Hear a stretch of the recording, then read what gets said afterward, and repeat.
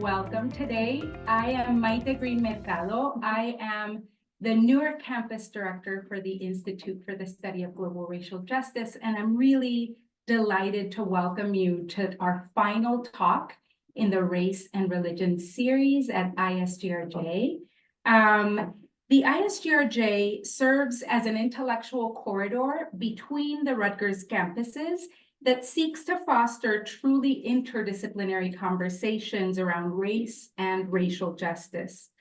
As categories of identity and identification, race and religion have historically overlapped and competed as primary forms of differentiation and markers of difference. Our Race and Religion series here in Newark examines the intersections of religion, migration, and post-colonial societies with processes of racialization viewed from historical and current perspectives in the US and globally. Last year, our series is centered on Muslims in the US, and this year, in collaboration with the Africana Studies Department, as well as the Islam, the Humanities, and the Human Working Group, we will focus on Islam in Africa. One of the consequences of the transatlantic slave trade was that the West African Muslims preceded much of the rest of the Muslim world in their confrontation with imperial power, market economies, and the moral questions they engendered. Later, European colonization and the subsequent process of decolonization and the tensions between discriminating hierarchies of race and the moral commitments of religion conditioned conflicting ways of imagining community and group membership. The work of our speaker today contributes to our archival understanding and textual appreciation of these global circuits of difference. And today I am really honored and delighted to introduce our speaker, Professor Rasul Miller, who is an assistant professor of history at the University of California, Irvine. Professor Miller's research interests are Black Muslim communities in the Atlantic world, Black radicalism and its impact on social and cultural movements in the 20th century US, Black internationalism, and West African intellectual history. Dr. Miller joins the Department of History from Yale University's Center for the Study of Race, Indigeneity, and Transnational Migration, where he served as postdoctoral associate in the study of the racialization of Islam during 2019-2020 academic year. His research interests include Black communities in the Atlantic world, and as I mentioned, Black radicalism and its impact on social and cultural movements in the 20th century US. So please join me in welcoming Dr. Miller, who is going to be talking about, I forgot the title of your... I call it From Newark to Cairo and Black Again. From Newark to Cairo, Black Again. Please join me in welcoming Dr. Rasul Miller. Thank you so much for being here with us. Thank you so much. So yes, we'll jump into it. Can everybody hear me okay? Okay. I want to add one slide here. Please forgive me for doing this on the fly, but we had to. Signal me back here when you're ready, and I'll come back on. That's perfect. Thank you.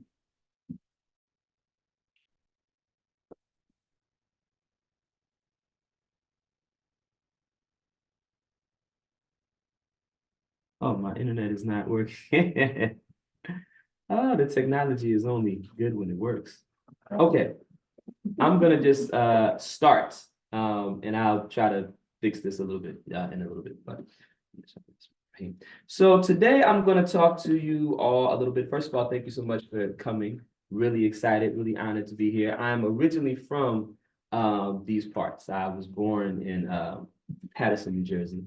Anybody know St. Joe's Hospital? So every time I come back here, it's nice to be back home and to see, sort of the old haunts that produced me. I'm going to talk a little bit today about a figure that factors prominently in my research. Oh, okay, my internet is working again, so let me try to just add this really quickly for everyone's benefit.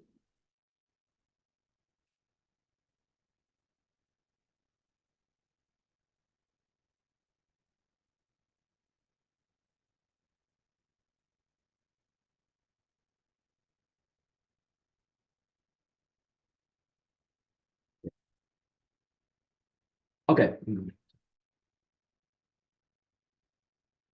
Okay, so the title of my presentation, From Newark to Cairo and Black Again, Black Muslims in the Afro-Arab Imaginary. I'm going to talk a little bit today about a figure. How do I get it to actually start the slide? Yeah, right there. There we go. You know, the absent-minded professor over here. So I want to talk a little bit about a figure that some of you may have heard of. A figure by the name of Professor Muhammad Ezzeldin. Anybody in the audience ever heard of this man, Professor Muhammad Ezzeldin? Right. I'm happy to see. Not surprised that you know. So this is a figure that factors prominently in my research. I'm currently working on a book tentatively entitled Black World Revelation. It looks at the history of Black Muslim communities in the Northeast, in New York City, Newark, a little bit down in Philly. And one of the things that really animates my research is thinking about the ways that folks who embraced Islam, specifically Orthodox Islam or Sunni Islam, in the early to mid 20th century, saw themselves as a part of a broader sort of non-white world, right? So I talk a lot about sort of the Black internationalist roots of a lot of these communities, how folks tried to connect to the African continent, how folks saw themselves as being a part of a broader collective of a global Muslim community, right? And I wanted to focus specifically on this figure because he's really critical to the history of Islam and the history of Black folks here in Newark, right?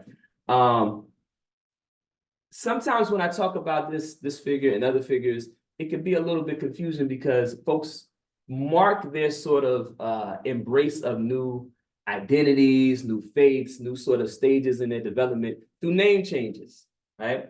So this particular individual who I'm going to talk about today, he's actually born by the name James Lomax.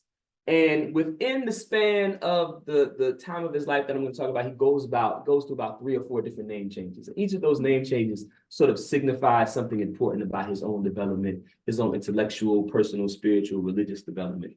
So if you see here, thank you so much.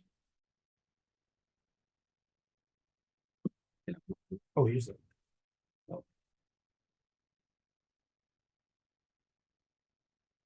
We need the little, like on the TV when there's technical difficulties and you got it. So this is a picture of Professor Muhammad Ezzeldin here.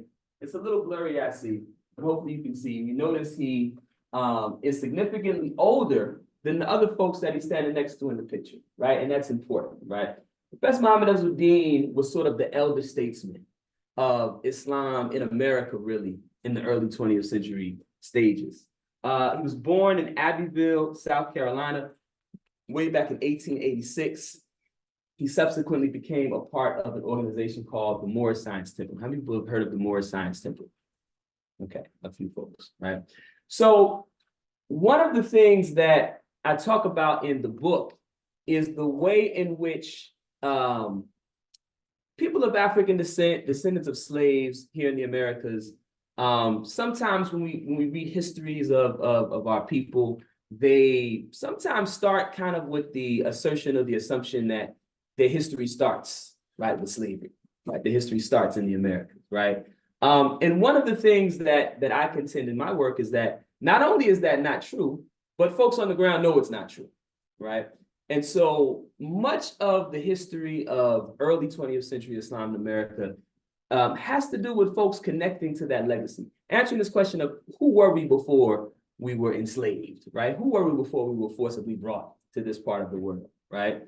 And this is one of the things that animates much of the interest in Islam, right? As well as a number of other sort of Afro-diasporic religions, right? And in the late 19th, or really throughout the 19th and then into the early 20th century, there are a few organizations that really maintain a sort of memory among Black communities in America of the relationship of Islam to that history, right? The place of Muslims in the kind of Afro-diasporic story, right? One really important one is actually Prince Hall Freemasonry, right? Which we can talk about in the Q&A if people are interested, right? Another that emerges in the early 20th century is the Garvey movement, right? Marcus Garvey's Universal Negro Improvement Association, right? Interestingly enough, if you ever look at, how many people have heard of Marcus Garvey? Okay, gotta make sure, because if not, it's okay, we'll bring you up to speed, right? But one of Marcus Garvey's well-known publications is a publication called The Philosophy and Opinions of Marcus Garvey. And if you ever look at an old edition of it, you'll see on the very last page of the original edition, Marcus Garvey puts forth a kind of challenge to white America.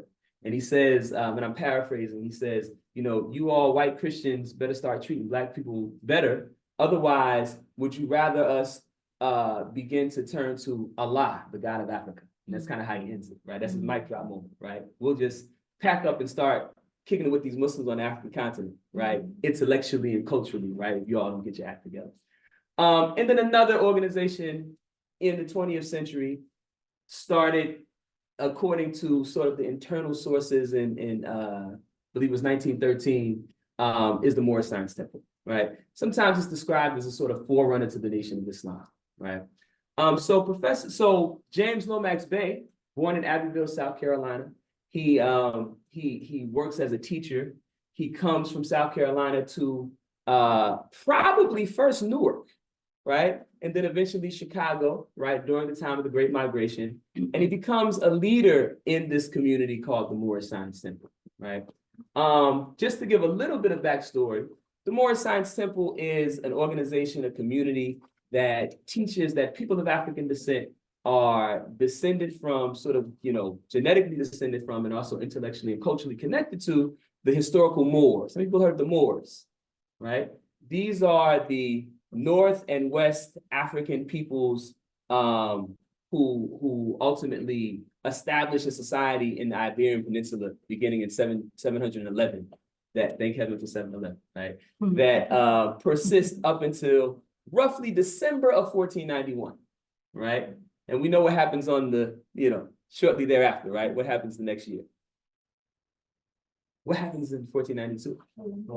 Right, it's his ill-fated mission, right? And so one of the things that the Moorish Science Temple is instrumental in doing is sort of amplifying this history of great accomplishments, great achievements of African, Muslim, Arab peoples, right? And promoting that history among people of African descent here, right? They're also very effective in sort of popularizing Islam, popularizing identification with Islam among Black people in the Americas, right? Or in North America at this time, particularly in urban spaces like Chicago, like Newark, like Detroit, right? Right with me. And so Lomax Bey emerges, well, James Lomax, he changes his name to Lomax Bey. One of the markers of entry into the Moorish Science Temple is the name change and adopting the last name Bey or L, right? And so James Lomax goes through his first sort of transformation and becomes James Lomax Bey, right? And he becomes a leader of the Moorish Science Temple in Detroit. This is a famous picture of Noble Drew Ali, the founder and leader of the Moorish Science Temple. I don't know why the pictures are not so clear up here. They're clear on my screen. I guess it's just kind of big, so it pixelates. How many people are fans of the artist Yassine Bey? Most definitely. If you've ever seen, but if you haven't seen it in history books, you may have seen it in history books, but if you ever seen the back cover of his album, Ecstatic, right? Ecstatic, right? Earlier today, the album Ecstatic, you'll see the same picture, right? But not far, close to him, in physical proximity, is James Lomax Bey. So Noble Drew Ali ultimately sends James Lomax Bey to Detroit, and he becomes the leader of one of the most vibrant, most sort of economically productive, and in many ways, most sort of self-sufficient chapters of the Moorish Science Temple in Detroit, right? And so while there, while there, he seems to encounter an Orthodox Muslim community, comprised mostly of folks from Turkey, interestingly enough, right? But that may have been co-founded by a man by the name of Dus Muhammad Ali, who had been a mentor to Marcus Garvey, right? So he encounters this history, and he ultimately breaks from the Moorish Science Temple. He says, I don't believe that Noble Drew Ali is a prophet, right? Noble Drew Ali's followers believe he was a prophet. I don't believe he was a prophet anymore, and I don't want our community in Detroit to continue sending our money to Chicago, right? Chaos ensues. Other people break from the Moorish Science Temple too. People die. Noble Drew Ali himself ultimately is killed under mysterious circumstances. And in the midst of all that chaos, James Lomax Bey actually travels to New York City in 1929, and he adopts the name Muhammad Ali Bey, right? Marking perhaps his conversion into a kind of more orthodox expression of Islam, right? Now, all of this is really kind of backstory that I want to give you a little bit of an understanding of the sort of intellectual journey that this man takes, right? In 1928, rather, he leaves and goes to New York, and in 1929, he goes to Turkey. He spends about 6 months in Turkey, and while in Turkey, he tries to lobby the Turkish government to facilitate some land for African-American Muslims who want to repatriate to Turkey, right, to the Muslim world. This is during the reign of Mustafa Kemal Ataturk, right? So if you know anything about the history of Turkey, you won't be surprised to hear that he's not really interested in this project, right? And so ultimately, Muhammad Ali Bey travels to Egypt, right? And in Egypt, specifically in Cairo. And in Cairo, he is taken up by an organization called the Young Men's Muslim Association, right? This Young Men's Muslim Association is a kind of intellectual and cultural association that is becomes relatively influential in Cairo, that is establishing or seeking to establish the importance of Islam for young people in this moment of modernization, right? This is around the same moment where other groups like the Muslim Brotherhood are forming, right? And there are conversations happening in Egypt among intellectual folks about what is the role of Islam, what is the role of modernity, what is our place in all of this, right? And this Young Men's Muslim Association is interesting in that it asserts a kind of Arab nationalist sentiment in terms of sort of the greatness of Arab civilization and why it was important for intellectuals in Egypt and in the Muslim world to sort of not sort of assimilate, right, into a kind of Eurocentric sort of approach to seeing the world, right? This is a picture of one of the gentlemen that Professor Muhammad, I'm sorry, the names are messing me up, right? But that Muhammad Ali Bey at this point comes into contact with. This is a man named Mahmoud Shaka. And when I saw this picture, it kind of made something click for me, right?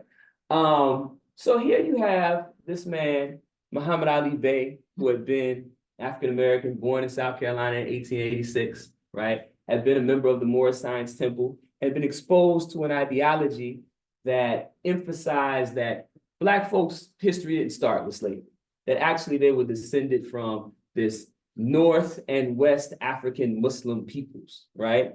And then he goes to Egypt. And what does he find in Egypt? He finds people that look like this, right? This man, Mahmoud Shaka, for time's sake, just to give a sort of brief snapshot, he was a kind of autodidact expert of Arabic literature. He had actually been a student of several prominent Egyptian scholars, but critiqued them, right? Critique their own sort of, embrace of kind of Eurocentric norms and sort of assimilationist tendencies, and became a sort of towering intellectual figure in Egypt, in Cairo, right? But at the time when Muhammad Ali Bey was there, he would have been a young man whose complexion was, pretty close to his own, who was fluent in English, right? And who he would have spent a lot of time with, probably would have been his translator, right? As one of the few young folks who spoke English in that context, right? In that paradigm. And so after spending about 5 years in Egypt, in Cairo, studying Islam and studying Arabic, Muhammad Ali Bey comes back, right? And he decides to settle specifically in Newark, right?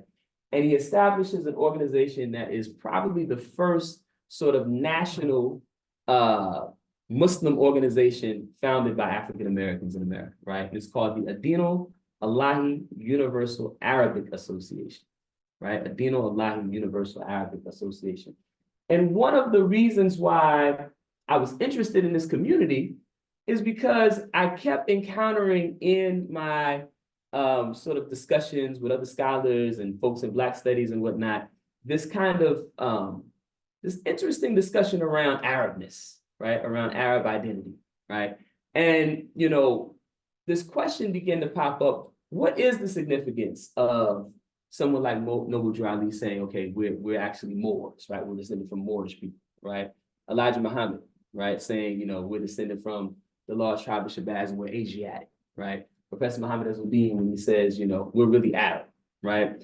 And I wanted to really kind of get at the significance of that in a way that did justice to what the discourses around race were in the 1920s and 30s and 40s in ways that might not be so legible to us today, right? And so the big sort of, and I apologize for the kind of awkwardness of the slide, but the big sort of ideological innovation of this man, Muhammad Ali Bey, was this concept of the Hamitic Arab, right? So he comes back and he establishes this organization.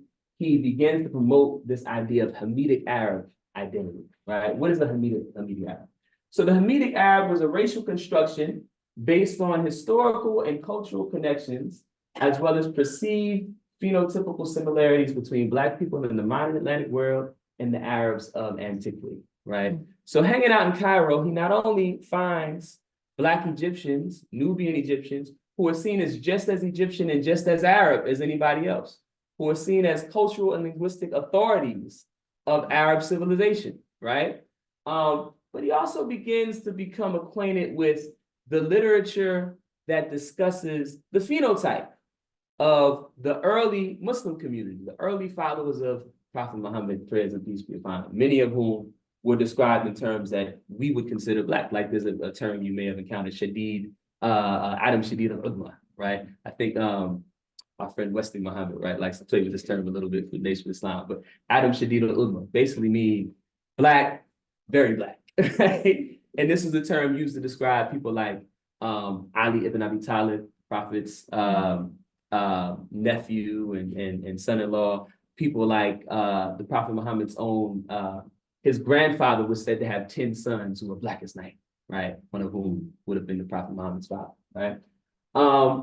He also encounters in the Hadith literature, the sayings attributed to Prophet Muhammad, this saying that whoever speaks Arabic is an Arab, right?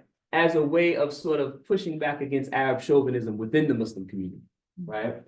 And so he begins to see in this kind of Arab identity forming in this moment of Arab nationalism, a sort of Arabness that's capacious enough to include Black folks in America.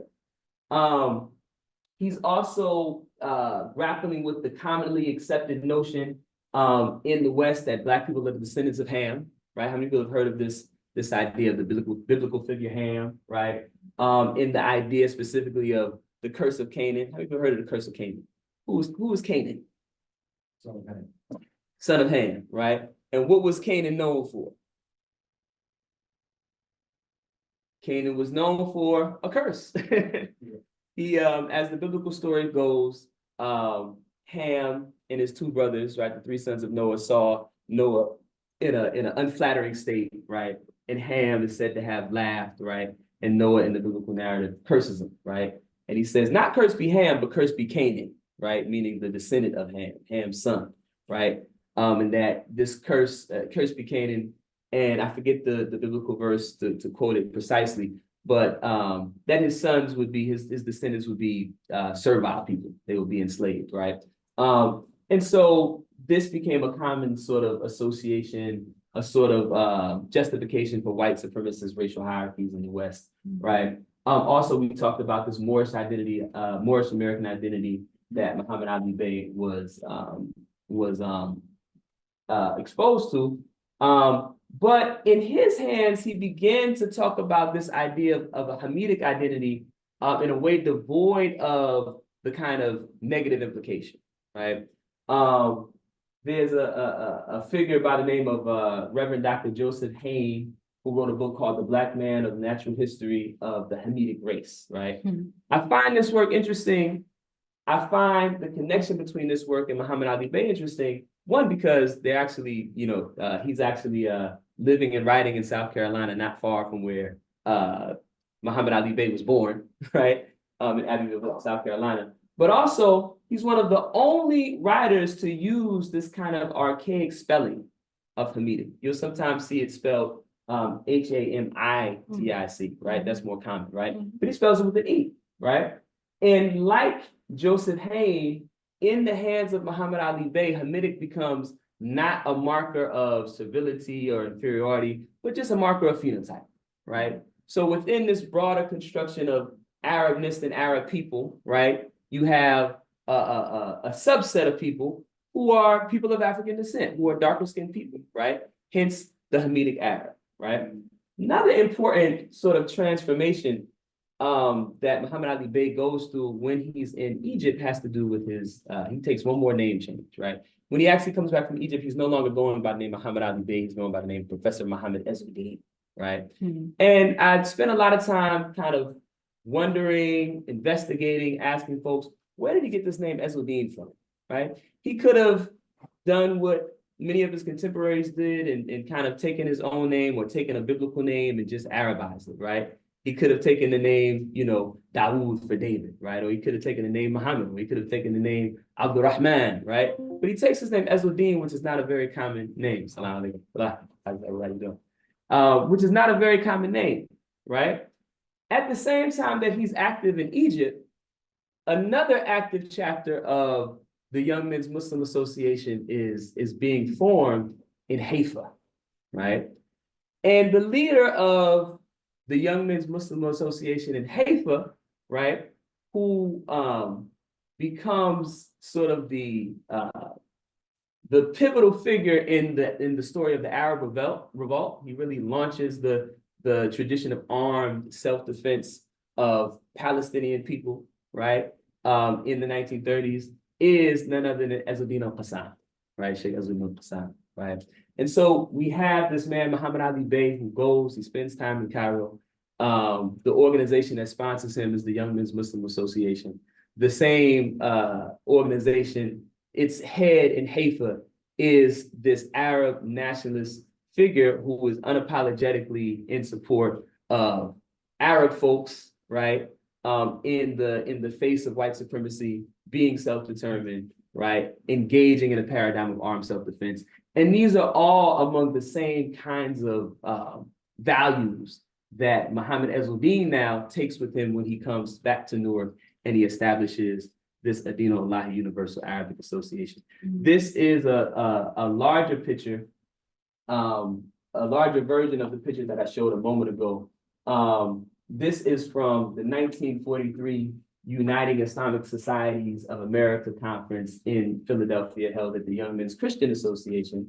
And it's sort of a who's who of sort of leaders of the burgeoning African-American Muslim movement, right, in the 1940s, right? So folks who are among the pioneers of Muslim communities in New York City, in Cleveland, in Philadelphia, in Pittsburgh, right? All coming together around now this elder who is among the only folks, or probably the only person in this milieu who actually gets the opportunity to go and travel overseas, right? Spends a total of about 6 years, 5 years in Cairo studying Islam, right?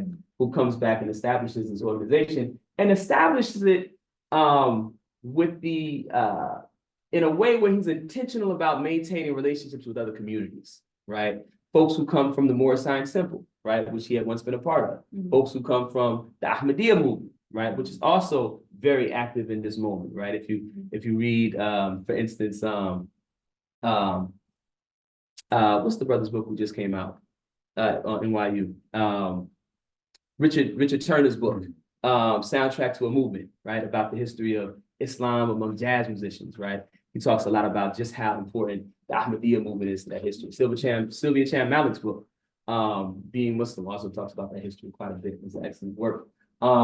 Folks from other burgeoning African-American Orthodox Muslim communities, like Sheikh Dawood Ahmed Faisal and the mother Khadija Faisal up in New York, right? All are seeing Professor Muhammad Azzuddin as a sort of mentor, right? Specifically, and this is a picture from, I think this is a picture from, well, this is also in Philly, but many of the folks in this picture are folks who follow Professor Muhammad Azzuddin's directive to build self-determined intentional communities, right? And so there are two places where they set up shop. One is in upstate New York, a place called Jebel Arabiya, the Arabic mountain outside of Buffalo, New York. And the other is in South Jersey, right? An area called Ezzeldine Village, right? And they build their own sort of self-determined communities where they have schools and they have businesses and they engage in agriculture and live off the land. And both of these sites are they're still there, right? They're not as sort of active. I think Ezzeldine Village is a little bit more active, but they've kind of waned since they were established in the 1940s. But here in Newark is where Professor Muhammad Azzuddin chooses to make his home.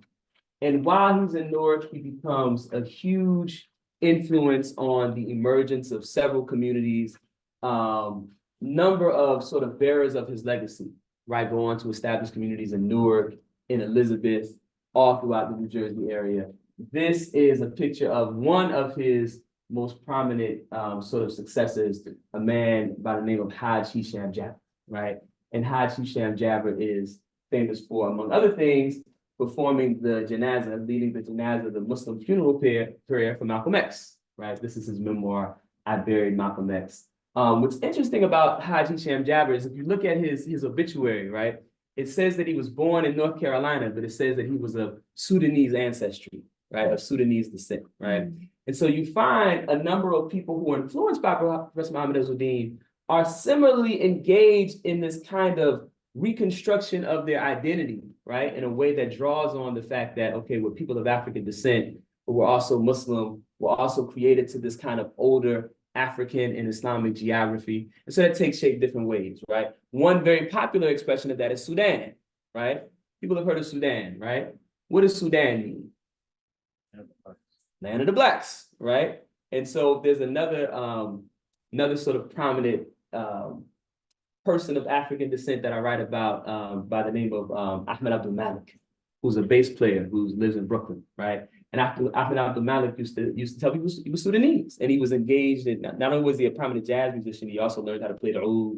He's very interested in Arab musical forms and whatnot. And so you'll find these musical commentators and these jazz journalists that say, yeah, Ahmed Abdul Malik, the Sudanese immigrant, right? But when I was interviewing people who were part of Professor Muhammad Azzuddin's community and a part of Sheikh Dawood and Mother Khadija's community, another community up in Brooklyn, they were like, no, we knew Ahmed. Ahmed was Jonathan. He was, you know, his father was Jamaican, right? His mother was from the Caribbean. But when he became Muslim, he began to tell people, I'm Sudanese, right? Which to the uninitiated must have meant he was an immigrant from Sudan, right? Which also spoke to this tradition that jazz artists like Dizzy Gillespie write about, where jazz musicians who became Muslim would sort of use their kind of ethnic ambiguity or the illegibility, right, of their identities as Black American people who converted to Islam to kind of pass, right? They could go to the lunch counter and say, well, I'm not a Negro, you know, I'm Sudanese, right? Which all of their friends knew just meant I'm Black and I'm Muslim and I'm from the land of the Black folks, which is Sub-Saharan Africa, right? In fact, when I had the opportunity to interview Haj Hisham Jabir's son, who's still active as an imam nearby, I think in Elizabeth, right? Very active, him, his brother, his sons, they're still carrying on the work. He actually put out the second edition of the book recently. That's why you see commentary about Sheikh Muhammad Jabir. When I interviewed him, I asked him a little bit about this, like, you know, what did your father, Haj Hisham Jabir, meant when he said he was Sudanese? And he talked about how he'd been heavily influenced by Professor Muhammad Azzuddin and how he did some personal genealogy. And he found that he had an ancestor, an enslaved ancestor that he used to call Grandpa Ma, right? Mhm. And that Grandpa Ma, as he began to research, he saw evidence that that this Ma was an indication that he was from Mali.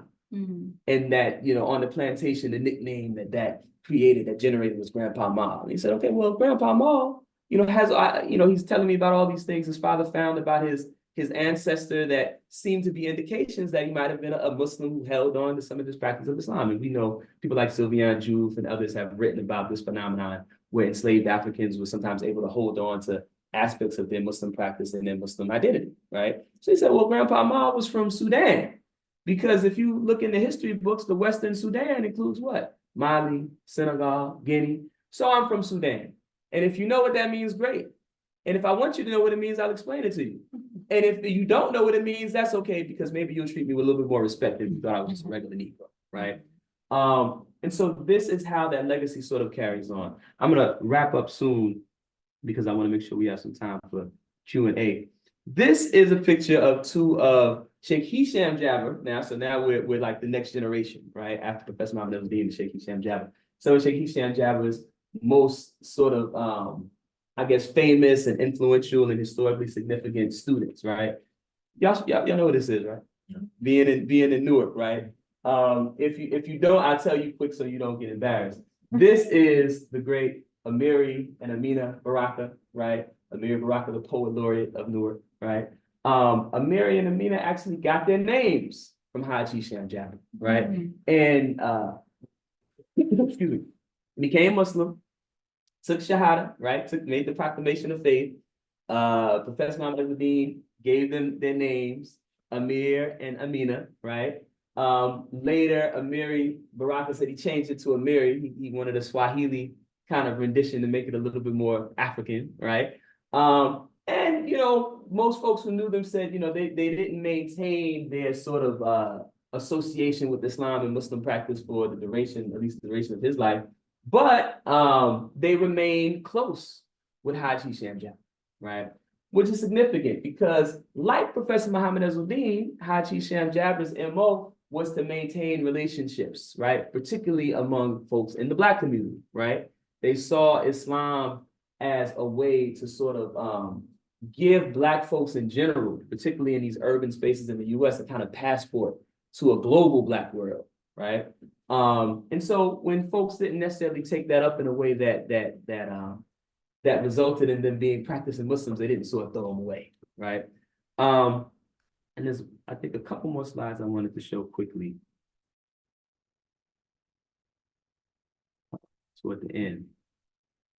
So these are, and this is actually a project that I'm also working on that's near and dear to my heart. These three brothers are the three founders of the New York chapter of the Black Panther Party, right? Lumumba Abdul Shakur, Baba Sekou Odinga, who just recently passed us and became an ancestor, may Allah have mercy on him, and Baba Bilal Sunni Ali, right? And I include this picture because when I interviewed Bilal Sunni Ali, who in addition to being a founding member of the New York chapter of the Black Panther Party and a founder of the Black Liberation Army, he's also a jazz musician, right? Played with the Gil Scott Heron Midnight Band. And when I talked to him about his journey with Islam, he talked about his relationship to the Adino Allahi Universal Arabic Association, founded by Professor Muhammad al-Din, and his relationship with Haji Hisham Jabber. And he talked about their willingness to maintain a relationship with these Black organizers, right? Many of whom would become Muslim, right? But were involved in, some activities that, perhaps an imam would not want to be associated with, right? But he really valued the fact that the Adino Allahi Universal Arabic Association maintained a kind of position where it saw itself as wanting to be in the service of Black folks and in the service of people who are struggling for Black liberation. I think, this is actually a picture of Salahuddin Shakur here, who's kind of the patriarch, the founding father of the Shakur family, and kind of the reason why people like Afeni Shakur and Tupac Shakur got their name, right? Which we can talk more about if people are interested in that history. I thought I had another image, but I don't have it here, from the janazah, the funeral of Zayd Malik Shakur, who was killed who was murdered by the police the same night that they captured Assata Shakur, right? Similar to the way that people had a hard time finding someone to do the janazah prayer, the funeral prayer for Malcolm X. They had a hard time finding someone to do the funeral prayer for Zayd Malik Shagur. And Haji Shem Jabba did the funeral prayer. I don't know if they had a hard time. You know, he might have just signed up before anybody else did. And so you see, again, this maintaining of this kind of relevancy, right, to Black folks, people engaged in Black struggle. And I think in kind of tracing this history, we begin to see sort of what this role of a kind of internationalist facing and even Arab world facing Orthodox Islam has been in Black communities. There are other communities that I talk about in the book that are kind of more, that sort of center themselves on a more kind of sub-Saharan African geography, right? But you find particularly in places like Newark, in places like Philadelphia, where Professor Muhammad Azzuddin's legacy loomed large, a kind of engagement with a kind of Arab world aesthetic, a deep engagement with the Arabic language, right, as a source of sort of spiritual transformation and religious authority, right, in ways that are that folks in the community, I think, would be quick to argue, do not indicate a kind of submission to a kind of Arab chauvinism, right? And in many ways, that's because of the work that Professor Muhammad Azzuddin and people after him, like Sheikh Hisham Jabba, were able to do, right? With sort of helping people understand Arabic as an African language and therefore an Afro-diasporic language, right? Helping them to understand that the idea that Arabness is an identity that cannot be inclusive of Blackness is really a historical inaccuracy, right? And so I'll end there. I'd love to hear you all's questions. This is still a work that's in progress, right? One of the things that I decided when they invited me out, Professor Marshall invited me out, I said I wanted to share something that was a little bit in flux, right? Because I wanted to get folks' feedback on how to kind of pull some of these ideas out in a way that maybe resonates more and is a little bit more effective as opposed to a nice polished presentation, right? So I thank you all for being patient with that, and I look forward to hearing you all's comments and questions. Thank you. We don't have a handheld mic. We're opening the floor for questions. If you could please repeat the question so that people on Zoom can hear, but please. Yes. Right? So we're gonna I'll keep the repeat. mic there and he'll repeat the question if that's okay. Sound like a doctor. Wa alaikum salam. Greetings from Zayn al-Abidin of MashaAllah. Thank Thank you. But the question I have, in your research, to what extent, if any, the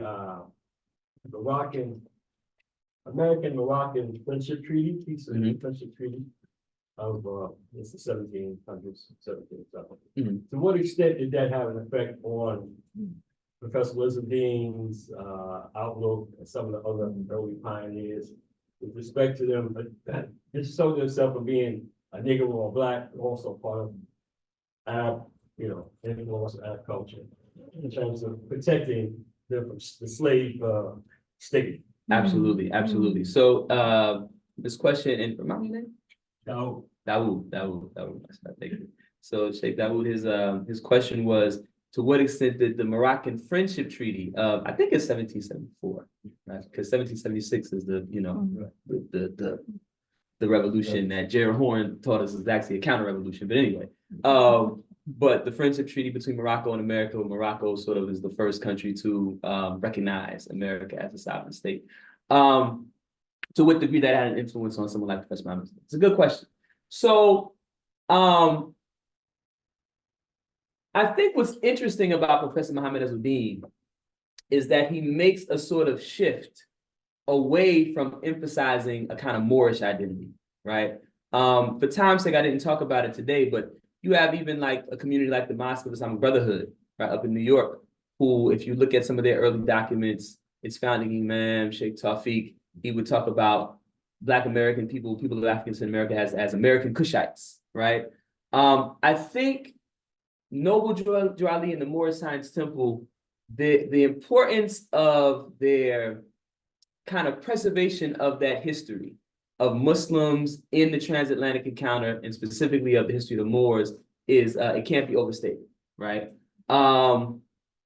In terms of the specific history that you're alluding to of this friendship treaty, so just to try to say it in a succinct way, because there's a lot of history there, this becomes the basis by which some people of African descent are able to, or attempt to, obtain their freedom, right? Maybe the most famous example might be Prince Abdurrahman ibn Suri, who says, you know, he writes a letter that finds its way to John Quincy Adams, where he basically says, I'm the son of a Muslim ruler, right? African Muslim ruler. John Quincy Adams is president of the United States. He's also, you know, an ignorant white man who says, okay, that must mean that your father's the king of Morocco, because what other Muslims are there on the African continent, right? So, and this becomes, because of the relationship, the treaty between America and Morocco, this is something that at least is taken seriously as a possible reason for him to be given his freedom and him to achieve abolition. Interestingly enough, the group that takes up his case, once it becomes clear that initially you find certain churches that want to take up his case because they think he's going to convert, right? Or they think he has converted. Once it becomes clear that's not the case, one of the only group that really maintains support for Prince Abdurrahman is the Prince of Freemasons, right? Which again becomes a way in which Prince of Freemasonry ends up being one of these mechanisms by which that history and that legacy is preserved, right? Eventually you have the emergence of the Black Shriners, who are sort of playing with Islamic iconography and language similar to the way that the sort of mainstream Shriners do, right? But, you know, during the 19 teens, 20s, 30s, you know, the Moorish Science Temple really is sort of using that as a way to argue that the same thing that, you know, was a pathway for some of our ancestors to achieve freedom is a pathway for us to achieve freedom, right? But it operates on a number of levels. There's kind of a legal sort of jargony, you know, argument that folks make about citizenship and whatnot. And I think there's a kind of psychocultural aspect to it, right? In other words, if you see yourself as a descendant of these African Muslims that pulled Europe out of the Dark Ages and ruled Spain for almost 800 years, you will no longer behave in the world as someone who can be oppressed, right? I think what's significant about Professor Muhammad Azzuddin is he's able to expand that, right? To where, so he's not just talking about Moors, right? He's talking about Arabs, right? But not Arab as a kind of, you know, Levant, Shami, you know, lighter skinned Arab, a kind of expansive Arabness that includes Nubian Egyptians and Arabic speaking Black folks in places like Sudan and whatnot, right? And I think that process of expansion just continues, right? Such that by the time you get to the 1960s and 1970s, you got American Kushites, right? And people who are saying we're Sudanese, or people like Sheikh Dawood and Mother Khadijah who are like, we're African, right? Even though they too are Afro-Caribbean immigrants. So I don't know I hope I'm answering your question at least a little bit, but I think what's significant about Professor Muhammad Azzuddin is that he's clearly influenced by this discourse around Moorish identity, right? Clearly. But I think he sees value in expanding that in a way that can be the basis for real relationships between Black people here and Muslims in other parts of the world, right?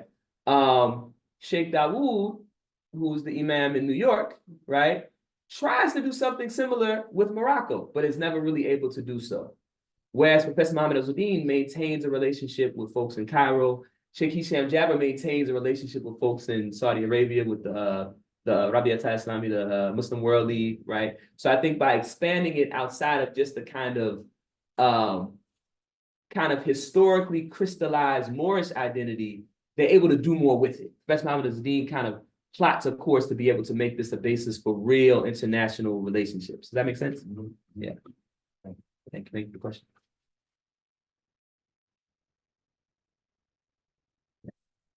So is there any sort of cultural memory that Muhammad Azzuddin left in Turkey and in Egypt when he was there? Was there anything that was passed on, let's say, to others who decided to make hijrah just like him? Like, can you talk a little bit about that cultural memory? Beautiful question. In terms of Turkey, the answer is I don't know. I would like to know. There's actually a friend of mine, he was here, Eski Takmak, who we were in grad school together. And when we were in a class where I first was starting to think and write about Professor Mohammed Zuddin, and she was kind enough to go find some Turkish newspapers, newspaper clippings that talk about Professor Mohammed Zuddin. So I suspect there's something there, but I haven't been able to find anything. In Egypt, I think there is. I'm actually hoping to try to take a trip to Egypt in the near future to connect with some of these folks who were mentored by Sheikh Mahmoud Shakir, right? There's definitely a relationship between African-American Muslims and the sort of Muslim religious establishment in Cairo that persists. So Professor Mohammed Zuddin is the first who goes in 1929, but he's not the last. There are other folks who go to Egypt later, like Sheikh Ahmed Tawfiq, who's a sort of associate, maybe mentee, if you will, of Malcolm, right? Who goes to Egypt and studies and becomes the founder of the Mosque Islamic Brotherhood, which I should say for folks who don't know is really the Muslim Mosque Inc. kind of reopens under the name Mosque of Islamic Brotherhood, right? But that relationship maintains, and I've heard sort of anecdotal accounts, right, of kind of the memory that these folks leave in Egypt, such that there's sort of an affinity that some folks have when African-American Muslims come to study. They're like, okay, we know about somebody who came before, and y'all care about justice like we care about justice. The organizations that they tend to build connections with are interesting, whether it's the Young Men's Muslim Association or the Muslim Brotherhood, right? But aside from that, I don't know, right? This is something that I'm hoping I can maybe get some more answers to by being on the ground in Egypt. One of the things that I think sort of gets in the way is, just global white supremacy, right? So there's a way in which I think more recent communities of African-American Muslims who've gone to Egypt and established themselves in Egypt haven't necessarily been connected to this history, right? And so among sort of everyday folks, when they think of African-Americans, they're gonna think about what they see on TV, right? Or they might think about these more recent, communities of folks who have, repatriated, right? But I believe that the memory, it wouldn't necessarily have left that much of a cultural impact, I suspect, but you'll find it among certain religious clerics, right? For instance, there's an Egyptian scholar who comes to America in the late 1960s named Dr. Suleiman Dunya, right? And Dr. Suleiman Dunya, for whatever reason, right, when they ask him, where do you want to go? He says, I want to go to America. And they try to discourage him from going to America. He's an Azari scholar. And he says, no, I want to go to America. That's the last frontier of Islam, right? And he goes and he demonstrates this affinity for working class Black folk, right? So much so that he starts to have problems with the Muslim World League that's sponsoring him, right? Because of this affinity he has for working class Black people. One of our teachers, who's kind of like family, I had a conversation with him once, and he told me, I was interviewing him, and he said, one day we went into this is working class African American Muslims named Sheikh Amin. He's a teacher of Islamic knowledge. I asked him, he said, I went in the office and I saw Dr. Dunya crying. And I said, why? He said, Dr. Dunya said, I didn't want to tell you all, but the Muslim World League won't give me my stipend anymore. I don't know how I'm going to feed my family. This is this big, illustrious scholar. And they asked him, why won't they give you your stipend? He says, because they don't like me teaching you Black people the way I'm teaching you. Because after this, they won't be able to fool you anymore, right? So these kind of anecdotes lead me to speculate, did Dr. Dunya have some knowledge of what, Black people were dealing with before he came, So, and Malcolm spends time in Egypt. There's another person I was able to interview who's Muhammad Ali's manager, who's a close friend of Malcolm X, named Usman Kareem. He told me stories of going to Cairo, spending time with Gamal Abdel Nasser, seeing other African-American Muslims who were there to study and giving them a couple of dollars, right? So there's something there, but I haven't been able to find anything concrete as of yet. Just to add on that, there's David Graham Du Bois's novel, Absolutely, I'm saying, which is all about these African-American Muslims who are in Cairo Yeah, in the 60s, 70s. Yeah. So there's in terms of culture, I mean, that's a very important document to Absolutely, yeah. resource to like think through and mind. yeah. What's the name of the book? And Bid Him Sing by David Graham Du Bois, the son of W.B. Du Bois. I should say it on the mic in case we don't hear it. And Bid Them Sing, that's David Graham Du Bois, W.B. Du Bois' son. Novel talks about African-American Muslims in Cairo in the 60s and 70s. For the folks on Zoom. I have a question. Sound like that. So, I just wanna know, what do you believe is the biggest contributing factor to, or to the disconnect between, Black American Muslims and the Palestinian struggle? Because yeah. I feel like there's something there I can't quite put my finger on, and I feel like there's different, contributing factors to it. But it's concerning. I'd like to know what you think. The disconnect between Black American Muslims and the Palestinian struggle. That's a great question. I really wish that, I could have did the Q&A first, right? Because in a way, that's kind of what this whole presentation is about, right? I think that the disconnect has to do with perhaps African-American Muslims. I can't speak to, folks in Palestine, right? I have a lot of Palestinian friends here, but I think African-American Muslims don't know this history, right? And that's by design.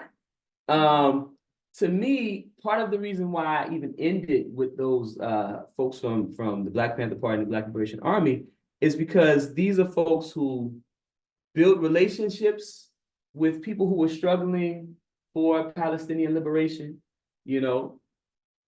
traveled, spent time. I mean, Baba Sekou actually told a story before he passed away, where he says, we had a relationship with the PLO. How do you think we learned how to break Assata Shakur out of jail? We learned it from the PLO, right? But there's a reason why these figures are not household names, right? Folks have been locked up, folks have been assassinated by the police, right?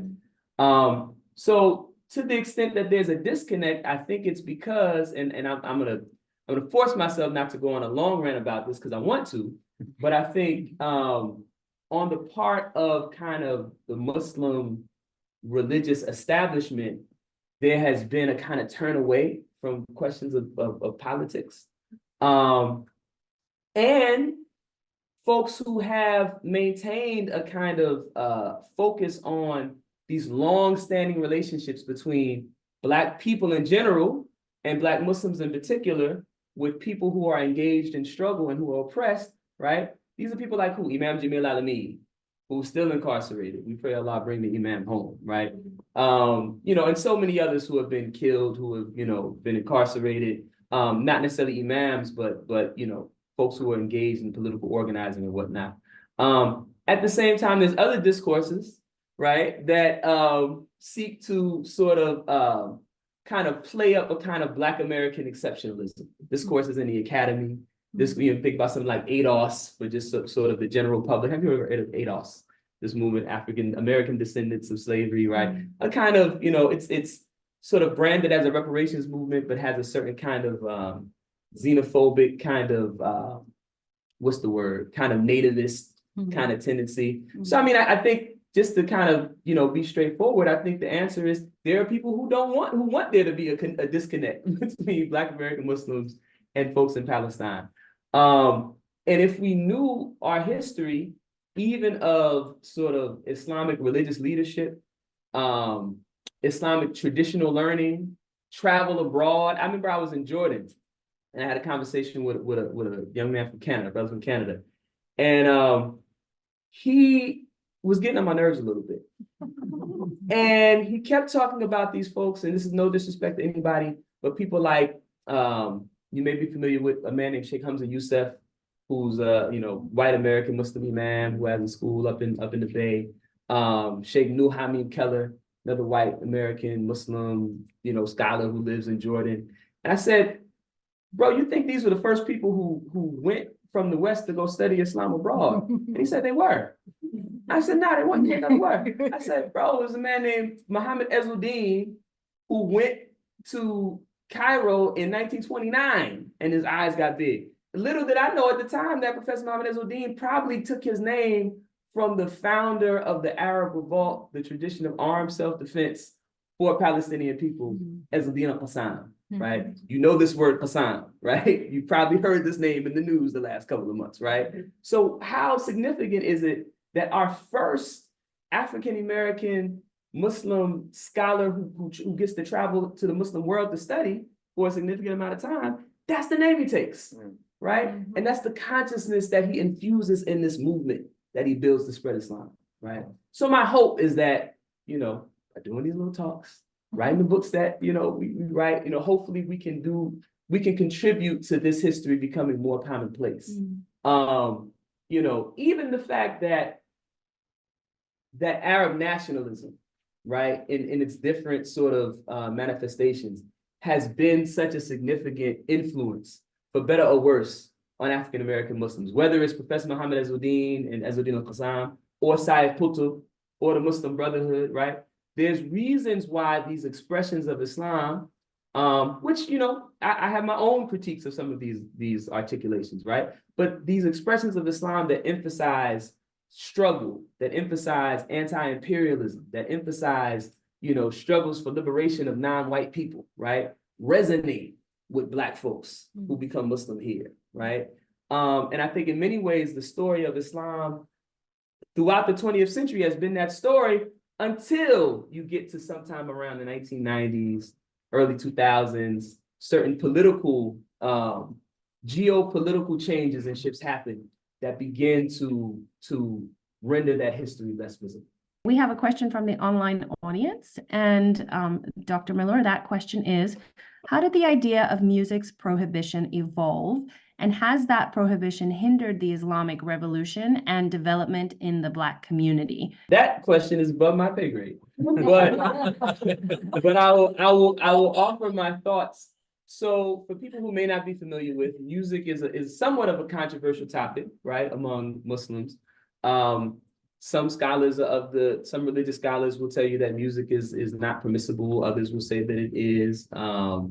You know, they base it on, I mean, there's nothing in the Quran that expressly says music is not permissible. There is a verse that talks about lugh al-hadith, which means like frivolous speech, like speech that's just a waste of time, right? Like anybody here from the Caribbean? Yeah, people talking about slackness, right? Slackness, right? Slackness is haram, right? And there was one companion of the Prophet, praise and peace be upon him, who said that this was a reference to music, right? Maybe he meant all music, maybe he meant some music, right?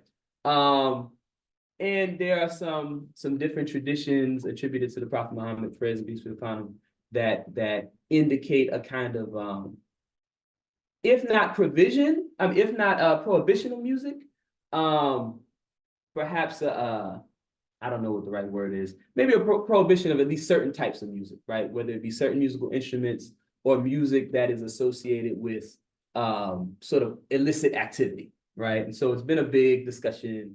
I don't know if I can comment on the evolution of this idea of it being a prohibition. I will say that I think right, and there are people maybe even in this room who have more expertise on this than me, but I think this the popularity of more conservative opinions with regard to music is certainly a more modern phenomenon, right? 20th century phenomenon, or at least 19th century phenomenon, right? Where a lot of other things are happening that are causing more conservative interpretations of Islam to become more popular in places where they weren't, right? So I think I could say that, right, with conviction. How has it hindered Islam's growth? I don't think it's hindered Islam's growth. I was born in 1983. I'm aging myself. I know. I recently turned 40 and I feel it. It's not for the faint of heart. Literally day after I turned 40, my knee is hurting, it's terrible. But, I grew up in an era where, and there are folks who are 10, 15 years older than me who I think would say the same thing. So let me back up. I'll share this story. I was talking to a friend of mine who spent some time in Egypt, right? Studying Islam, right? In a traditional setting with scholars. and there were like 4 other folks from the States who were there studying. Some were African American, some were white American, some were mixed ancestry, right? And they would all go play basketball, right? Like every week or something like that. So I won't say no names, but some of them were like very prominent names, right? If I said you would go, that him, right? And they would all get together to play basketball once a week. And my friend who was with them, he said one day, one of them said, you know how I learned about Islam? They're all converts. I came to Islam through rap music. And every single one of them said, me too, me too, me too, me too, me too. So I don't think it's hindered anything because it's happening, right? What maybe it has hindered is the ability for certain Islamic religious leaders and clerics to maintain a kind of relevancy to certain segments of even their own Muslim community. Again, the example of people like Hisham Jabber is instructive, right? What I found is that in writing this book, right, a lot of the imams and religious scholars people like Sheikh Dawood and Mother Khadijah, who have been musicians, who understood the importance of art and culture and music, tended to have a lot more resonance on sort of everyday folks and tended to leave a sort of cultural footprint, right? Haji Hisham Jabber, you know, his ideas about race and history probably have touched just as many people through its influence on the thinking of Amir Baraka as through his own teaching as a Muslim imam, right? So, you know, I don't know. I think it's a good question. I think it's a question that speaks to an important conversation around the importance of art and culture and why it is that certain folks within the Muslim community, particularly like sort of religious clerical spaces, have sort of an aversion to that, right? And how has that affected, you know, just the discourse and the landscape of Islam in America? I think that's an important question. But I don't know if I'll say that it's hindered so much because it's happening, right? Whether the imam wants it to happen that way or not. So I just kind of have a question and I say, well, so one of a close family member of mine, he's actually, and he lives in Riyadh right now, and he used to be a part of the Outlaws, right? So his name is Napoleon, and then is Mutan, right? Mutan Bill. So he used to be one of the members of the Outlaws, from Tupac and the Outlaws, and like he turned away from the music industry and stuff like that. So just to comment first, like at first I didn't understand why music was haram, right? Because I struggled with that personally. Like I was like, well, when you're sad, like you listen to music to kind of, you know what I'm saying? Like to kind of change your mood, or if like you're celebrating something, like you want to listen to music to enhance your mood. So even in those, and speaking those things out, like I understand, reflecting on it later on, I understood the influence that music has on the individual, right? And the thing is that here in the West, like, so just, and this is from my own opinion, right? And I know that I've heard that, let me just backtrack a little bit. I know, and it's like, I don't have the evidences to reverberate, right? Like to say, but I know that music is supposed to be haram and only the dub, right? Is permissible, like that's a drum, right? And there's some talk about it being like the shaitan was like the angel, the jinn that like ruled over musical instruments and stuff like that and taught music to mankind, and that's how people were led astray. So kind of like the folklore of the Pied Piper, like how you would play the flute and lead the children astray, right? So going back to what I said, like I didn't understand that at first, and I struggled with it, and I feel like as a lot of people do, right? But the thing about Islam is that when people understand it, it's not made to be a hardship. It's like guidelines. Like these are the guidelines, right? And you can move in between those guidelines, but guidelines are there, right, to keep you guided, right? So going back to my own opinion, when I started the more I reflected on it, the more I understood the way that music is used here in the West, right? And me feeling like, oh, but I use this to change my mood. I use this to feel better about things. So when you think about who controls the music industry here and who dominates the music industry, I can understand why it's something that was deemed haram, because now the majority of music, if you think about it, has negative connotations. Like it promotes things that are the opposite of things that promote social growth and social well-being and stuff like that, right? And it's like the same way that you could be, your mood could be influenced for the better, it could be influenced in the other way, right? And it's like, and there's been studies on like how, musical vibrations, like different, notes and vibrations and stuff like that affect our bodies and affect us as human beings. Like, and not only does it change your mood, but it changes your chemical makeup. So imagine somebody that knows that it has that information, and they do, right? And they use it as a weapon to control, you know what I'm saying? Like how you react to things, how you basically, like, how you subconsciously taking information and stuff like that. So I know that's a little bit all over the place, but just so, I understand the struggle of it, but I also understand why it would be haram. And if you look at the music industry again today, who controls it and what their agenda is, and the fact that the majority of our children are being misled right now in present day by the music industry, it's all relevant, you know what I'm saying? Because it's not, for the majority of what's the effect of it is not a positive, even though there is good, right? The majority of the effects of it right now are not positive, are not very positive, because our kids are being led astray and are being subconsciously seduced into believing that certain ideologies or ways of life or things, drugs, whatever, is the better thing, and it's not. Yeah, no, I appreciate you saying that. I certainly don't want to minimize the fact that it's a real conversation with different opinions. I think for me, what I think is unfortunate is the lack of familiarity that a lot of our communities have with diversity of opinion on such matters, right? When you hear that and you understand, okay, there's an argument to be made for why we should be at least discerning about what music we listen to and maybe shouldn't listen to it at all. And then you hear like another scholar I had a conversation with, he said, the music that he was taught by his teachers, by different scholars, the music that is forbidden is the music of the people of frivolity, like frivolous music. He said, but how would you know it's the music of people of frivolity unless you listen to it? So he said, and he was somebody who was born here and then studied overseas. So he could make the analogy, so Public Enemy is not haram, right? He knows what Public Enemy is because he grew up here, right? I had a conversation with an Arabic teacher of mine one time, and for him, he literally could not wrap his mind around the music we grew up listening to, like Yassine Bey, musical people that like bebop, right? If you know about jazz, like when you sit and have to listen intellectually, think about what's being said, right? For him, it's like, no, music is just what you listen to, kind of shake your body. Like that's not the music I grew up listening to, right? Another scholar that one of my close teachers, people came to him and said, yeah, this is another time in my life. Rasul, he does music, right? And he said, yeah, the people, they told me you're a rapper. And I said, yeah, Sheikh, that's why I used to ask you questions about music and stuff. He said, there's a place for what you do. What you do is good.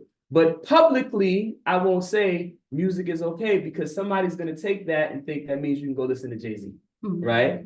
So those kind of nuances I think are important. But when it gets flattened to just, don't listen to music, right? Especially if you spend time with a lot of scholars overseas who say music is haram, A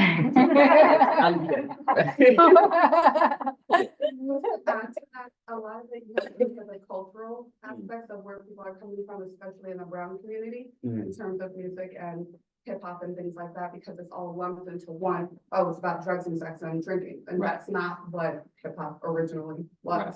So the hip hop that we grew up with is different than today's hip hop. Right. So I think to blanket it as music is haram as a whole, is not a intelligent approach to the conversation. Even if you look at Sheikh Yasser Qadhi, years ago, he had a blanketed ban on music, even the Shiites he was against. And maybe like 10, 20 years ago, he was like, you know what? I was wrong. That was my own cultural bias that I had towards it.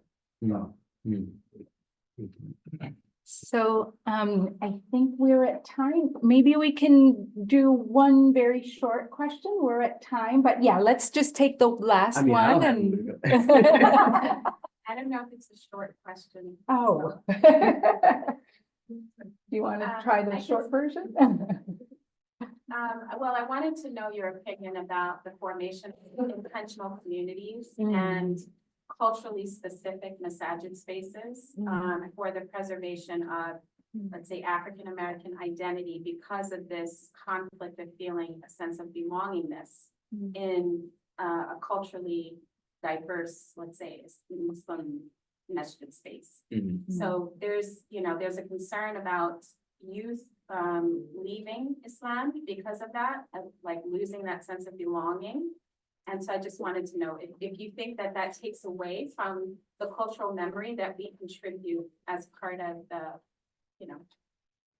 American Muslims in general, like separating ourselves, like, culturally, specifically separating ourselves. So my short version, and we can maybe talk more about it offline. I mean, to the extent that my thoughts on this are that relevant. But no, I don't think it takes away. I think that it's kind of necessary because, one of the arguments that I make in the book is that if you go to this earlier 20th century moment, if you go to the 30s, 40s, 50s, you have these communities that are led and built by people of African descent. And often they do attract people, South Asian folks, Arab folks, and they're sort of in community with each other. And over time, you begin to see these kind of people establishing these kind of culturally specific communities. And their relationships at first are actually pretty good. It's not until the demographic shifts predicated by the immigration law of 1965 create spaces where now you have these large communities of immigrant Muslims who have a very different class background and interests than the Black, well, at that time Black, and then later we could talk about, Black and Latino, but sort of the Black Muslim communities that emerged in the 40s, 50s, 60s, and onward. And I would say today it's largely the same. I lived at Harlem for a time, right? I spent my summers going to Harlem, so I grew up a little bit there, right? But I lived there for a while. And, we have a large West African Muslim community. And what I learned doing this research is that most of those communities got their start in the African-American mosques. But when their numbers got big enough to where they felt they needed their own communities, they went to the African-American imams and said, "Imam, do we have your blessing and permission to start another community?" And imam said, "Yes, you need your own community because you know your people, you have specific needs, but there's still a strong relationship. And the relationship is kind of nurtured by a shared class interest and a shared racial identity, right?" So I think, on the other hand, when you take African-American Muslim communities that are dealing with all the things that African-American communities are dealing with, right? And when you look at the sort of economic stratification of these communities, what you find when Black Muslims are in sort of non-Black Muslim spaces, they just get marginalized, right? Whereas where they have their own spaces, then the relationships between imams and conversations tends to be a bit more equitable. So I would say, no, it doesn't detract. I think what we need is a kind of development of, quite frankly, a kind of radical political agenda that unites folks from these different communities. And then, a lot of the sort of imagined problems that happen when people, quote unquote, fracture will kind of disappear, because people will come together around the issues that they need to support one another. That's a wonderful way to end the conversation. Thank you so much for being here with us, and thank you all for the great questions.